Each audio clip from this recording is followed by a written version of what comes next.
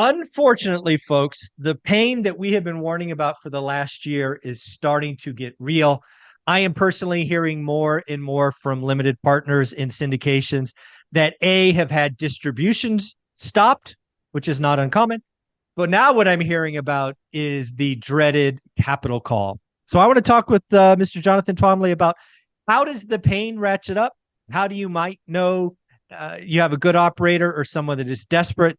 I think there is, frankly, a lot of pain still coming. And I think it was John Green is a billionaire that said we're in the first inning of this. So again, I think there's a lot of pain coming. So let's educate folks, Jonathan, on how the pain might get ratcheted up for a syndicator that is in a bind, if you will.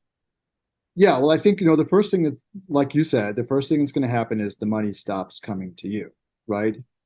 So when you get the email that distributions are being paused, that's sort of like the first cause for concern.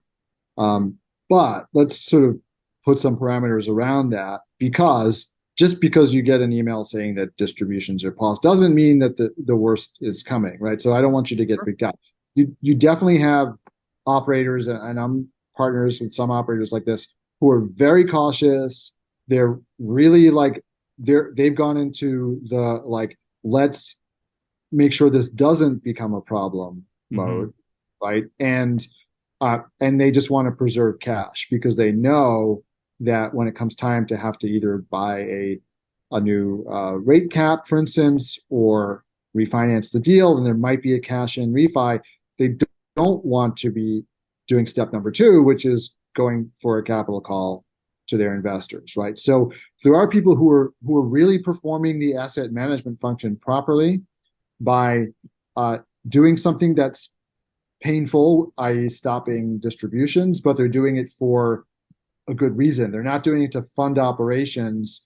They're doing it to preserve cash for some eventuality. So what you would want to really dig into is to find out why they've paused distributions. Is it because they are building a cash position? That's good, right? That's protecting your investment. And if you have an operator who's doing that, I'd say, you're with a good person.